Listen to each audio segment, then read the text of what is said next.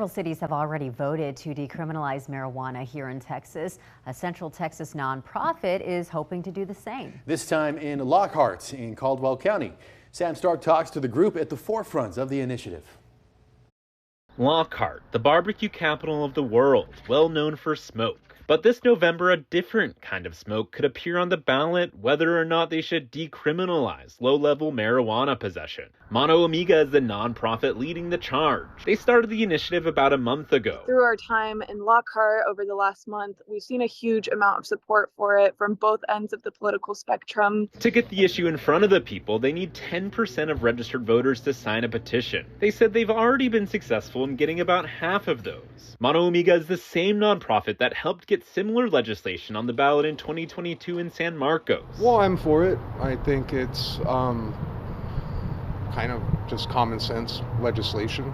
I mean, we need to reduce the jail populations. It doesn't make sense to use city funds and scarce resources to punish people for something when we could invest in public resources that actually help address any issues at the root.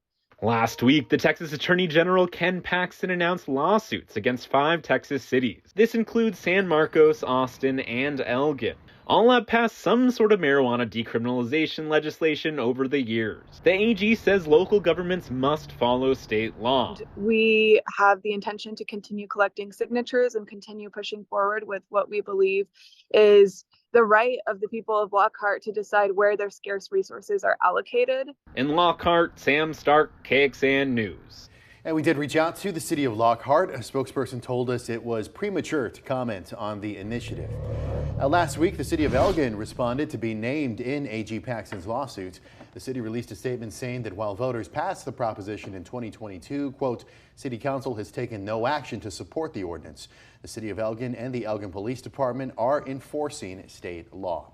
Now, looking further in depth, under Texas law, possession up to 4 ounces of marijuana qualifies as a misdemeanor.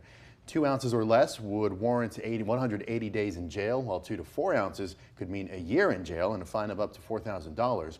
Anything above 4 ounces is a felony, and anything up to 5 pounds, well, that is a mandatory minimum sentence of 2 years in prison and a fine up to $10,000.